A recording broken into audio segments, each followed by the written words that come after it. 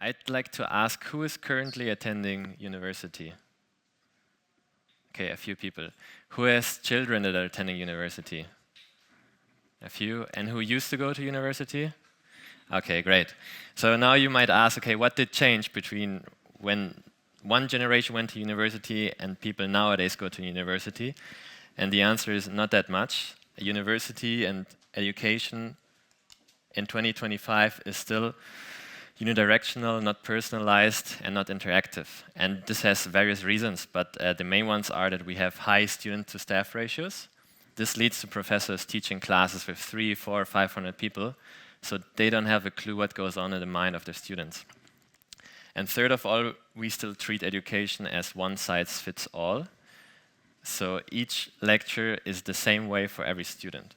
And we envisioned a different future. In the future, every student should have a personalized AI tutor that is instructed and, I want to emphasize, leveraged by the teacher. So as you can see on the bottom left, in the past, there was one person talking, like me, and there were people listening. And one or two might be brave enough to ask a question. In the future, every student will have an AI tutor that is available 24/7, instructed by the teacher, and we'll have the closed feedback loop that gathers information from the students to the professor. And you might today I talked with someone from Fraunhofer and I explained our technology and he said, well, this tech is not latest state of the art. It's already 1 to 2 years old. And I told him, yes, you're right, but why is now the right time and not last year? And the main reason are that the cost of LLM are dropping rapidly. So we've seen a 10x decrease every year. That means now we can scale out and roll out such a system to a whole school or university. Second of all is the increase of capability of those models. So we have PhD level experts across many subjects.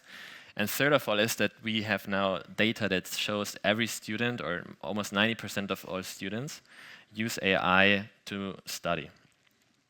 And I not talked about two big words, AI and education. How can you bring them together?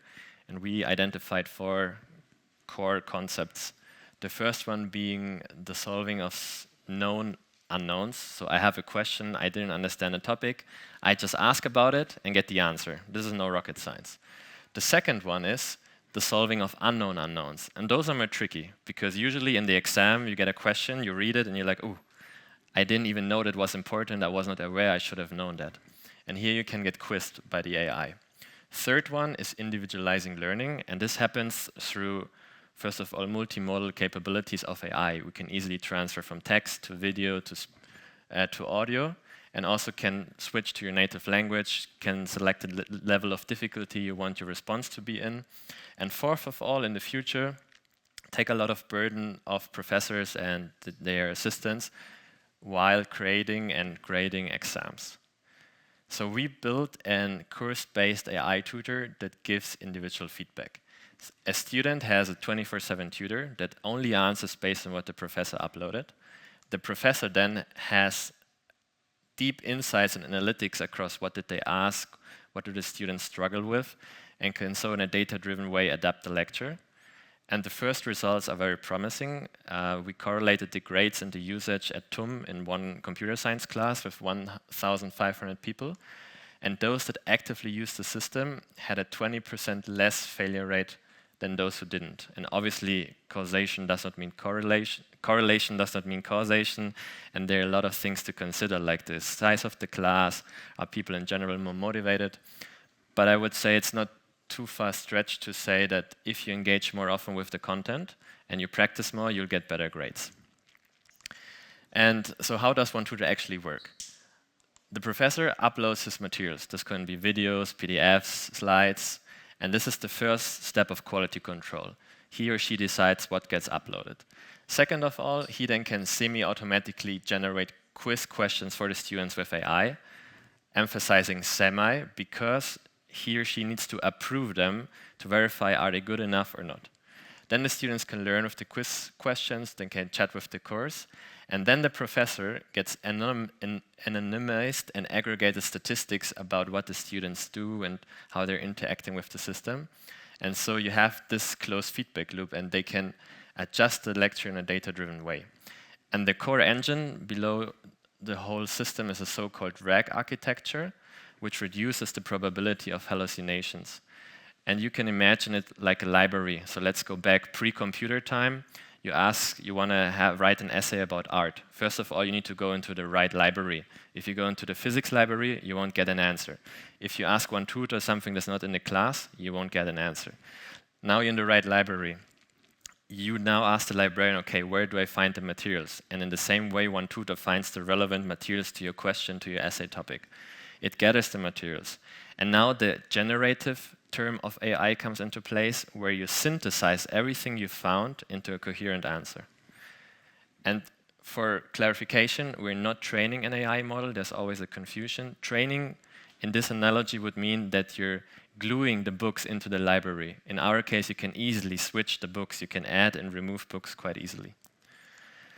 And now that's great what I told you, but let's see what is the feedback from students and professors. So students, we launched it in November last year, and students are requesting it for other subjects. We're rolling it out gradually to see where it works, where it doesn't. In one class at Unternehmertum, there was even a 30% reduction in administrative questions per mail, because they just ask one tutor, when is the class, when should I go, when should I upload my essay, etc. But I also have some more numbers. Currently, one tutor is used by 13,300 students. They solved more than 400,000 quizzes, asked more than 240,000 chat messages. We have 450 courses across a variety of subjects and are at more than 20 universities, including TUM, LMU, Uni Graz. And the bottom right number is the one I'm most proud of. It says that professors created more than 40,000 questions with AI through one tutor. And what does this mean? That we've built a platform that is suitable and tailored to young students, which are like AI natives, which have a super high expectations of what the software can do, and professors who are like more conservative, not such tech-savvy people, and they come together and seem to both enjoy the platform, as the numbers can tell. But the most important thing is to actually understand what happens with the students. You probably read this paper or heard about the paper, Your Brain on ChatGPT. Are we making a student dumber? I don't hope so, and I don't think so. But that's why we partnered with the Bavarian Research Institute for Digital Transformation, where we're researching the effects over 3 years in those 10 universities across every subject, medicine, law, math, physics, to really understand what effect it has on the students, and so that we can then also tailor the product based on the feedback and then tell society and inform them, okay, AI is good in this way or in that way, because the answer won't be it works or it doesn't work, but the answer will be it depends, based on the class, on the materials you teach, and on the university you're in. And at the end, a bit of shameless promotion. If you're a professor here in the audience, feel free to test it. Just write us a mail, or if you know a professor, would be happy to have more users. Yeah, and now open to any questions you have.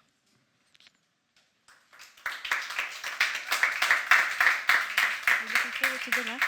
And apologies in advance. This is going to be a hard pivot to violence, but I promise you, this is about AI in the end. First of all, just so we are all on the same page, domestic violence is extremely prevalent in Germany. We have a scale of 14 victims suffering violence or abuse by a partner every hour, some of them dying at the hands of them every 2 days right now in Germany. And the trend is going upwards. Almost every other crime in the Western world is going downwards, save for domestic violence, which we now are recording the third nationwide all-time high in the third year. And so there is an urgency to address this issue. And now you might be asking yourself, what can artificial intelligence possibly do here to end it sooner? And there's actually a really handy tool called Domestic Abuse Risk Assessment Tools. It's strict questionnaires that ask what the victim has experienced so far to predict what the victim is going to experience in the future and whether that is going to become more severe. And so based on that, we allocate support High risk means the victim gets more support. Low risk means the victim gets less support, and so they might just get a referral to counseling. And the worst case that can happen here is that as a victim, you get a low risk score, even though you're a high risk victim, in which case you don't get the support you need, and you would experience violence again, which could potentially be fatal. And so it is really important to get domestic abuse risk assessment accuracies right. Currently in Germany, we're using two tools developed in the 80s and in the 90s in Northern America. There's danger assessment developed in 1986 in the United States for the healthcare sector with an accuracy rate of 54%. And there's ODARA, short for Ontario Domestic Assault Risk Assessment, developed 1996 to 2001 in Canada for the police, with an accuracy rate of 58%. Now, all of you probably come from the field of generative AI, and so you're used to 96%, 98%. This is what victims and police workers and social workers are currently dealing with in Germany when it comes to allocation of support services and of risk scores. And that is very close to just flipping a coin. Even though these risk assessments are really, really low in accuracy, we know that they can help. There's a study by the police, Rheinland-Pfalz, conducted in 2016 to 2017, where they tested ODARA and danger assessment in 3 locations. So setting 1 was business as usual, meaning as a police officer, I'm just going to decide based on my gut feeling whether this is high risk or not and allocate resources accordingly. And scenario 2 is, actually, how about we use a structured risk assessment tool? How about we standardize the process of allocating resources? And what they found is that even with these really imprecise risk assessment tools, they were able to reduce repeat violence rate by half, going from 42%, i.e. violence experienced in almost every second case again, to 20%, just 1 in 5. And so this is a huge argument and evidence base in favor of structured risk assessment tools. The problem is just that they're so low in accuracy. And this is what my startup has done differently. We developed Lizzie, an AI-powered domestic abuse risk assessment tool, which helps police, social workers ask the right questions to find out whether someone's going to be abused again by the partner. We did a lot of things differently, but the main thing is just using current nationally representative data from Germany. Instead of using data from the 80s and 90s, how about we just get that data from now and today? We also use machine learning models, many of which are packed in a user-friendly digital app. And the most important thing is that we don't just ask about physical abuse. We also go into sexual abuse, emotional abuse, financial abuse, and digital abuse. Because in order to stop domestic abuse, we need to try to understand it.